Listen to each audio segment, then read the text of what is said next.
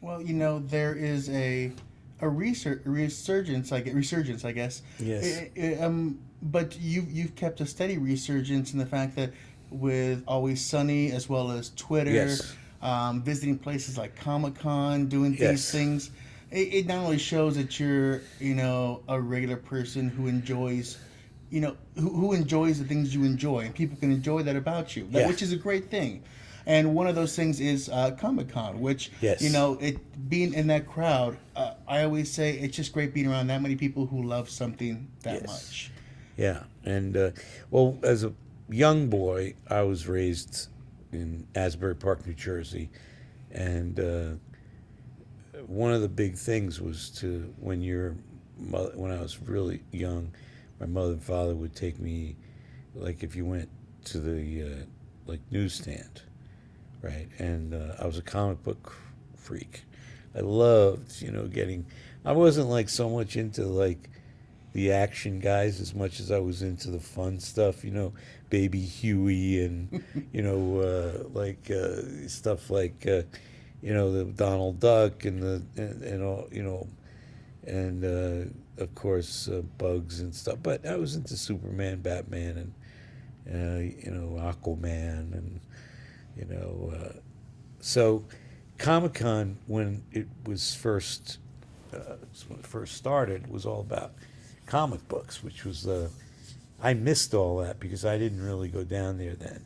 That was like in the days when I was doing Jersey films and I was making movies and I don't know, I wasn't even thinking about going down there. And then a few years ago, I have a good friend who's like a horror freak. He's crazy about horror films, and he's been friends. Rhea and I have been friends with him for many years. This guy John Albo, and I said to him one night at dinner, "Why don't you write some short films, like your short subjects, instead of, something we could do like a 5 minute thing about, that's horror, like a horror, because he's into really bloody and revenge and comeuppance and all kinds of like, obsessions and this, that, and the other thing." And we started doing these little movies, right? And I was directing them. He'd write them. We would put them together. I cast them with all my friends and rope people into coming up and and spending the day with us. And we build kind of $2 sets and some also painters, people who I would say, "Come on, Danny, what are you doing today?" "Nothing. Let's go. Come on. You got the lumber. You got the sets. We got the costumes. Let's make a little movie." That kind of thing. And so we started doing these little things, and we call them splatter cuts, and we put them on a website called the Blood Factory.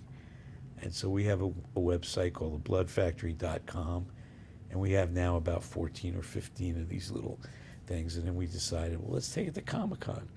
It's just fun. It's not like I'm not trying to like say what we're gonna do is uh, uh, you know set the world on fire with these, but they're fun, and we also make comic books out of them.